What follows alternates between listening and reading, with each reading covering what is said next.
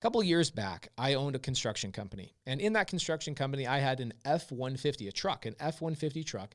And it got up to a point where it had 320,000 miles racked up on the engine. And it was starting to have little hiccups here and little hiccups there. And we decided, you know what? It's time to sell this truck.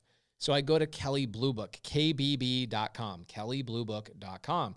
And I find out that that truck of that year with that many miles was only worth $5,000. Now, the challenge with selling anything for $5,000 is that I'm not going to get $5,000. I'm going to get somebody that offers me $4,100 or $3,500 or whatever, and they're going to make it seem as if cash justifies me selling it for that low. This truck is worth more to me than $5,000. I'd rather either try and sell it for some crazy amount of money, $10,000, or I'll just keep the guys driving it because $5,000 or $3,500, which is what I would actually get for it, really doesn't move the needle or change anything for me. I'd rather just keep the truck.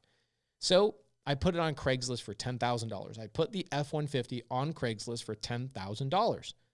3 months later, I don't have a call, a text, and my wife comes into my office and she says, "Hey, sweetheart, it's time to get that truck out of the driveway." She does it very sweetly. And I go, "Babe, I'm not going to sell that truck for $5,000. I'm just going to wait for some sucker that comes along and buys that thing for 10 grand or lowballs me at like $6,000.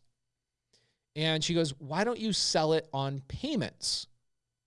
And I'm like, "Oh my gosh, my wife is so genius. Why didn't I think of this?" She's like, "Pace, you're the creative finance guy. Why not sell the truck on payments?"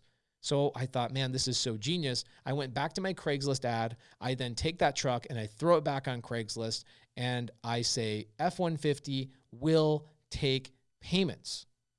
Man, I had to turn that Craigslist ad off in like 30 minutes. I was overwhelmed with calls, text messages, etc.